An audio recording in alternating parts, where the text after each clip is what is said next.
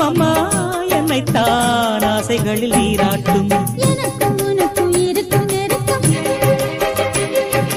இளமை தொடங்கி முதுமை வரைக்கும். இரவும் பகலும் உறவை வளர்க்கும் இடையில் இருக்கும் தடையை தகர்க்கும். நிலவா